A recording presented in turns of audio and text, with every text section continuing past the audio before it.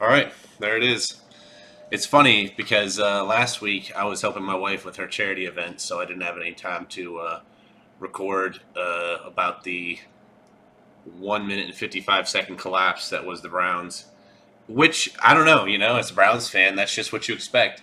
I actually texted my dad sometime in like the middle of the fourth quarter, and I said I'm still worried when I knew that we were up by two scores, and he said I'm not worried yet.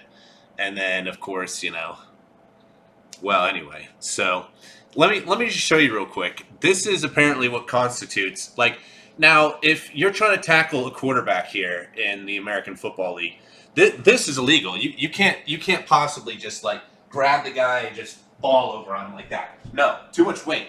You put your weight on him. That's going to harm him. That's really just terrible for any quarterback. Now, let's say you're any other player and the guy's already on the ground. Well, the only thing logically to do is to be like, oh, wrestling move. Oh, right on his back. Oh, but that's not a penalty somehow. I'm not really sure. Oh, let me show you guys again. It's like super slam. Let me just diamond cutter him. Boom. No. That's cool. Oh, but there was some kind of illegal shift or something going on, so at least we got that. But what the hell counts in this league anymore? I mean, hits to the head, obviously. That right there, what the hell? I mean, I was outraged. I thought literally they were going to be looking at this review. There's some way to review it. Apparently not. Apparently that's just something that's okay.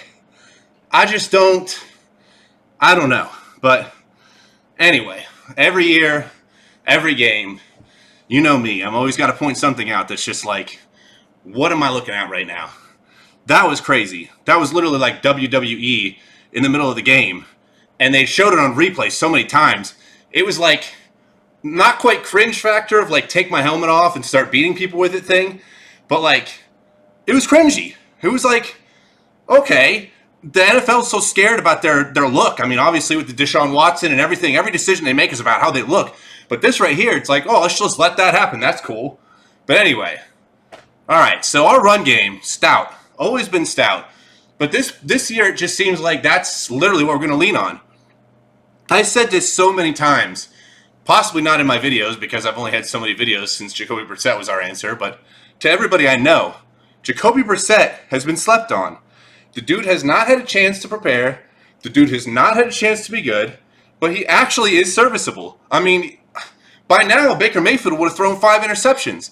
I mean, he might have got 10 touchdowns or something. He might have been hot, threw a 60-yard pass, 80-yard pass, right down the middle, comeback mode, watch me dance on the field. Oh, not so much of that anymore, though, because he's so terrible on the other team. They literally don't have the people around him to make him look good. So I cannot wait every week to just watch their games. But anyway, we have Jacoby Brissett, and he's just like, kind of makes the plays work. Another thing that just crosses my mind now, because my mind is racing, why did we have Anthony Schwartz on the onside kick team? The dude can't catch. I just can't say this enough, but there he was on the field, and he was part of the equation. Like, okay, I don't know, Amari Cooper, who we think is a guy with just like fucking limbs, his arms, just tree trunks. He can just snag these balls up and just whatever, but he doesn't even let the ball go out of bounds because he's not really thinking at that time. But he also couldn't catch it, so like, kind of a worthless thing. Then we got little Twiggy Schwartz out there. I don't know what, but anyway, it worked out this time. I mean, thank God it worked out. But why was he even out there? I just don't know. His legs, his speed, that's all he's known for. That's like all the guy can do.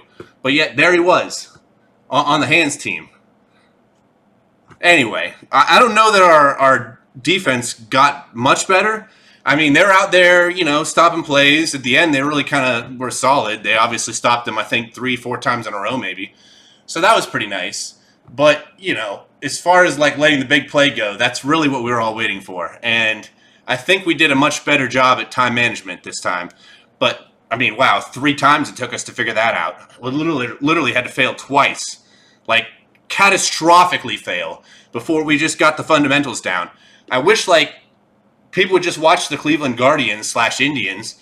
I don't really like calling them the Guardians, but that is just what it is. But Literally, they are so strong with their fundamentals. They're so young. They have no talent. We got all the talent in the world on the Browns, but for some strange reason, we can't get the fundamentals down ever. And I mean, Cade York, damn it. Like, I'm out here stumping for him. You watch my first video, I'm just like, oh, Cade York, I tried to draft him on my fantasy teams. True story, I did. What is this dude missing every single extra point? I don't understand it. But you know what? It doesn't really matter because the run game was strong. We had pretty good defense. Everything came together. Jacoby's making all the passes he needs to make. People getting open. He's seeing people downfield. He's staying clean. He's not doing too much. I mean, I think the team could be good. Like, if you give us enough time, it's going to be one of those things where, like, and then this is just a hope of mine because I say this stuff and then my brain goes to this part where it's like, no, it's the Browns, man. There's just, like, no relaxing games. Everything's going to be win by, like, 1 point. But I just got to think, if we worked hard enough at just making Jacoby the guy, he could be the guy.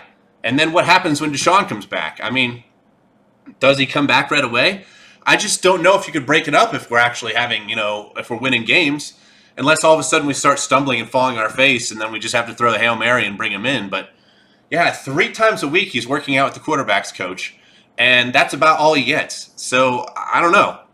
Is he part of the flow? I mean, I'm worried about that part. But the very least, we got done on Pittsburgh on primetime TV. They didn't give us a lot of those this year, so thank God that we just made the first one work. I know all those Ben Roethlisberger-loving Steelers are going to be out here watching this because they just absolutely hate me and hate the Browns.